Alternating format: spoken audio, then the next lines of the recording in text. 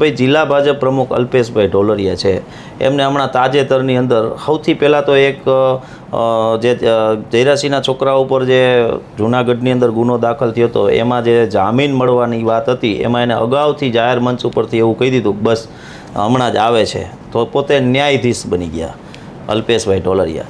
ત્યારબાદ અત્યારે એને એવું કીધું કે 6 દાયકા સુધી 6 વખત અમારા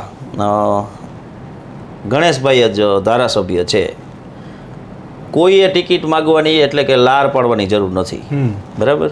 તો હું આપના માધ્યમથી તમામ મીડિયાના મિત્રોને પૂછું છું કે શું અલ્પેશભાઈ ઢોલરિયાને 6 મેન્ડેટ ધારાસભાના પાર્ટી આપી દીધા હશે?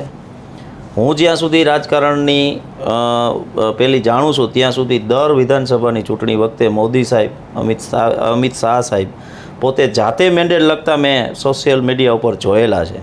શું આ ગોંડલનું મેન્ડેટ જાતે લખવાનો એ અધિકાર નથી ધરાવતા?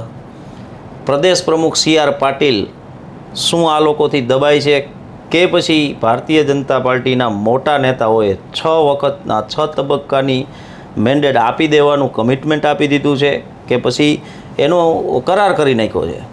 આ બધી બાબતો મીડિયાએ ભારતીય જનતા પાર્ટીના રાજ્ય લેવલની કમલમમાં બેઠેલા અને પ્રદેશના પ્રમુખને પૂછવાની જરૂર છે.